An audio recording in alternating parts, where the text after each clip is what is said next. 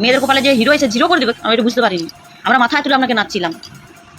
পেতাম লক্ষ্মী ভান্ডারের বেলা এত হয়রানি হতে হয় না তো। ফর্ম জমা দিয়েছি, পেয়ে গেছি টাকা, কিন্তু এর বেলায় এত কেন হয়রানি হব আমরা?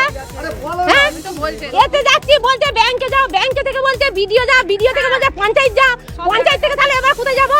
তাহলে আপনারা বলুন, দুবার হয়ে গেছে ফর্ম ফিল আপ করা।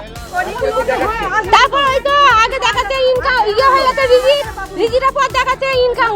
তাহলে আমরা কবে টাকা পাবো? সবাই পশ্চিমবঙ্গের রাজনীতিতে এখন সবচেয়ে বড় চর্চার বিষয় অন্নপূর্ণা ভাণ্ডার যোজনা।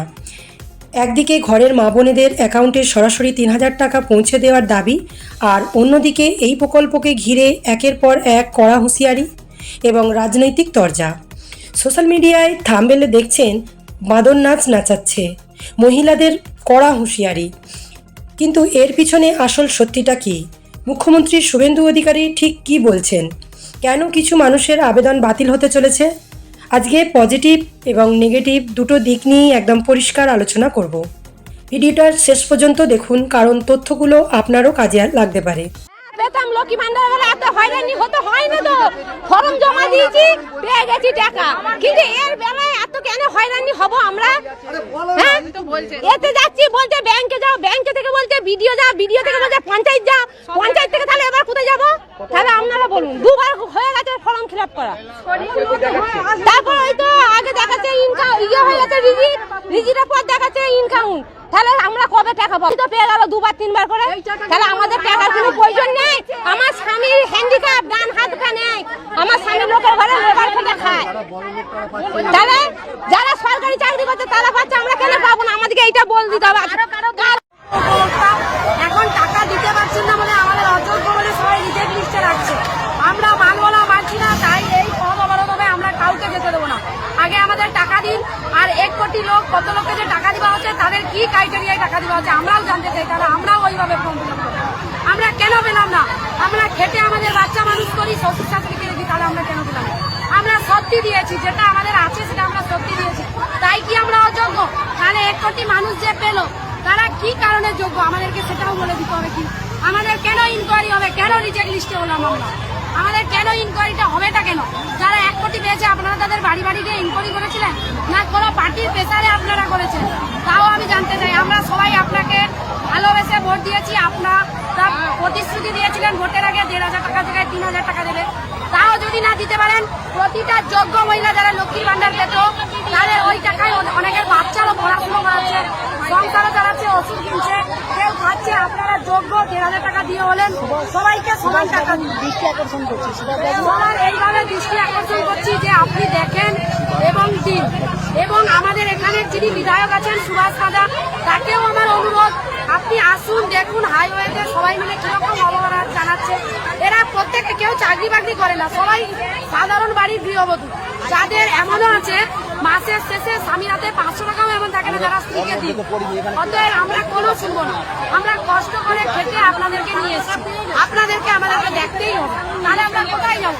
বিডিও অফিস বলছে ভিডিও পাচ্ছে না, পঞ্চায়েত বলছে আমরা জানি না, রানীগেটে উপর লেভেলের পুরো চক্রান্তে আমরা ফেসে গেছি, আমরা পুরো স্ক্যামে পড়ে গেছি। সব ডিটেলস দিয়েও কেন পাচ্ছি না? আমরা কেউ অযোগ্য নয়, সবাই যোগ্য, সবাই ক্রাইটেরিয়া সব কিছু ফুলফিল করেছে। যারা মিথ্যে দিয়ে বলেছে আগে গলায় গামছা দিয়ে বলছি, শোনো, লক্ষ্মীতে হবে, এটাই আমার আপনার কাছে বিনীত অনুরোধ। প্রথমে আসা যাক এই প্রকল্পের ইতিবাচক বা পজিটিভ দিকগুলোতে। সাধারণ মানুষের জন্য এটা কেন একটা বড় স্বস্তি সেটা আগে বোঝা দরকার। পূর্ববর্তী সরকারের জমানায় যেখানে 500 টাকা পেতে মা বোনেদের মাসের পর মাস অপেক্ষা করতে হতো, সেখানে এই নতুন সরকার মাত্র 1.5 মাসের মধ্যে 1,20,00,000 নারীর অ্যাকাউন্টে 3,000 টাকা করে পৌঁছে দিয়েছে। এটা আর্থিক দিক থেকে পিছিয়ে থাকা পরিবারগুলোর জন্য মস্ত বড় একটা সাপোর্ট। মুখ্যমন্ত্রী স্পষ্ট আশ্বাস দিয়েছেন যে আসল কোনো দিদি বা বোন এই সুবিধা থেকে বঞ্চিত হবেন না। যদি কেউ শিবিরে যেতে না পারেন, তবে সরকারি কর্মীরা বাড়ি বাড়ি গিয়ে ফর্ম ফিল আপ করিয়ে আনবেন। যে কোনো সরকারি প্রকল্পে সব থেকে বড় দুর্নীতি হয় ভুয়ো নাম ঢুকিয়ে। শুভেন্দুবাবু স্পষ্ট জানিয়েছেন আগামী 30শে আগস্ট পর্যন্ত কড়া ভেরিফিকেশন চলবে। এর ফলে যারা সত্যি অভাবী, টাকাটা শুধু তাদের কাছেই পৌঁছাবে, মাঝখান থেকে কোনো দালাল বা ভুয়ো লোক সুবিধা নিতে পারবে না। এবার আসি মুদ্রার অফিটে।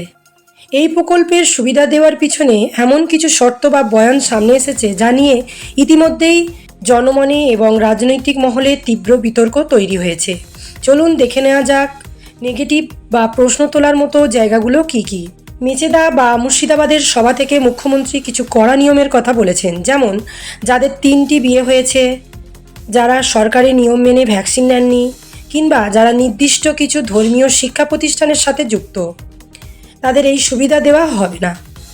সমালোচকদের প্রশ্ন, একটি অর্থনৈতিক অনুদান প্রকল্পের সাথে ব্যক্তিগত জীবন বা ভ্যাকসিনের সম্পর্ক কতটা যুক্তিযুক্ত? মন্ত্রী শুভেন্দু অধিকারী পরিষ্কার বলেছেন, বাংলাদেশ থেকে আসা অবৈধ অনুপ্রবেশকারীরা এই টাকা পাবেন না। কিন্তু সাধারণ মানুষের একাংশের মধ্যে ভয় কাজ করছে যে এনআরসি বা নাগরিকত্ব প্রমাণের মতো জটিল কাগজপত্রের চক্করে পড়ে কোনো ভারতীয় নারী আবার বাদ পড়ে যাবেন না তো। সোশ্যাল মিডিয়ায় বা বিরোধী শিবিরে অভিযোগ উঠেছে যে এই ধরনের কড়া শর্ত দিয়ে আসলে একটা বিশেষ অংশের মানুষকে নিশানা করা হচ্ছে এবং ভোটের রাজনীতিকে প্রভাবিত করার চেষ্টা চলছে। থাম্বনেলে যেভাবে মহিলাদের হুঁশিয়ারির মতো শব্দ ব্যবহার করা হয়েছে তা সমাজে একটা বিভেদের বার্তা দিতে পারে বলে অনেকের ধারণা। তাহলে সব মিলিয়ে জল কোন দিকে গড়াচ্ছে? দেখুন, যে কোনো সরকারি প্রকল্পের মূল উদ্দেশ্য হওয়া উচিত জাত, ধর্ম, বর্ণ নির্বিশেষে গরিব মানুষের পাশে দাঁড়ানো। 3000 টাকা দেওয়ার উদ্যোগটা নিঃসন্দেহে প্রশংসনীয় এবং এর ফলে গ্রামীণ অর্থনীতিতে একটা ইতিবাচক প্রভাব পড়বে। কিন্তু একই সাথে সরকারি প্রকল্পের নিয়মগুলো যদি খুব বেশি জটিল বা রাজনৈতিক উদ্দেশ্য প্রণোদিত হয়ে যায় তবে সাধারণ মানুষই হয়রানির শিকার হন। আমাদের শুধু এইটুকুই আশা থাকবে, ভেরিফিকেশনের নামে যেন কোনো প্রকৃত দরিদ্র মা বোনকে সরকারি অফিস চত্বরে দিনের পর দিন চোখের জল ফেলতে না হয়। আপনার কি মনে হয়, মন্ত্রী শুভেন্দু অধিকারীর এই কড়া শর্তগুলি কি দুর্নীতি রুখতে ঠিক নেওয়া হয়েছে, নাকি এগুলো সাধারণ মানুষকে সমস্যায় ফেলবে? আপনার মূল্যবান মতামত নিচে কমেন্ট করে অবশ্যই জানান। ভিডিওটি ভালো লাগলে অবশ্যই লাইক করুন, বন্ধুদের সাথে শেয়ার করতে ভুলবেন না। এই ধরনের আরও রাজনৈতিক ও সামাজিক খবরের বিশ্লেষণ পেতে আমাদের চ্যানেলটি এখনই সাবস্ক্রাইব করে রাখুন। দেখা হচ্ছে পরের ভিডিওতে। ধন্যবাদ।